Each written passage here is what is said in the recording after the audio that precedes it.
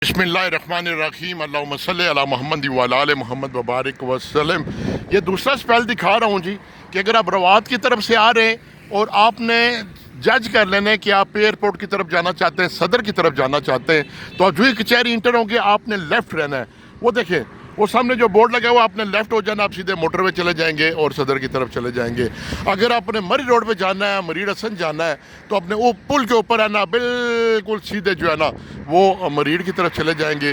और अगर आपने एयरपोर्ट की तरफ मोड़ना है तो फिर आपको जनाब मेमोरियल अस्पताल से यू टर्न लेना पड़ेगा।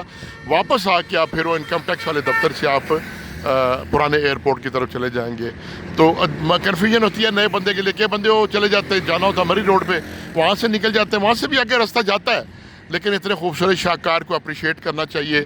अब मैं आपको ये देखें ना, कितनी खुली रोड होगी है, इतनी खुली रोड होगी है कि यहाँ पर जंगी जहाज़ भी लैंड कर सकते हैं। ठीक है, अल्लाह पाक खैर करे। और तीसरे स्पेल में मैं आपको दिखाऊँगा कि जो ये प्रोपेगेंडा हो रहा है जी कि अडाला रोड की तरफ टर्न नहीं दिया, तो यहाँ वो कितने टर्न दे सकते थे। अंडरपास भी बनाया, ओवरहेड भी बनाया, पैदल चलने वाले को रास्ता भी बनाया।